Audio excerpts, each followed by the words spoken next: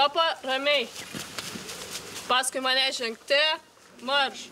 Kazlų Rūdos karinėme poligone vyksta jaunųjų šaulių pratybos Bebras 2011.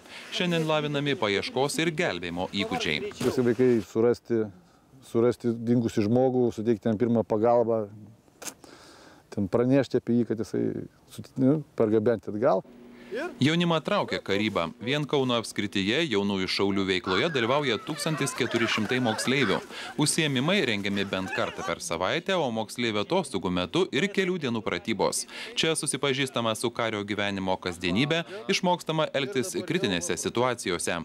Tokia patirtis, anot pašnekovo, ne tik ugdo patriotiškumą ir pilietiškumą, sustiprina fiziškai, bet ir padeda jaunuoliams renkantis profesinį kelią. Yra organizuojami kursai karo mediko, paramediko. Yra šaulio gelbėtojo. Yra inžinieriaus kursai, kurie mokosi ten irgi tam atitinkamai pagal programą. Yra jaunojo žvalgo, kaip jau prie kariuomenės truputį pritraukiant. Yra gelbėtojai, gaisrininkai, dirba su kinologais.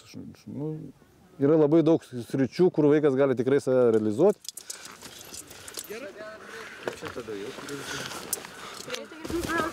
Daug įdomių dalykų išmokstu.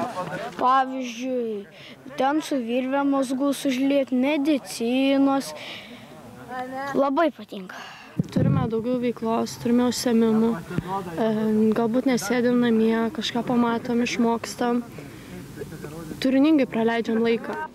Lietuvos šaulių sąjunga vaikų bei jaunimo pilietinio ir fizinio ugdymo programa Savas vykdo jau 13 metų.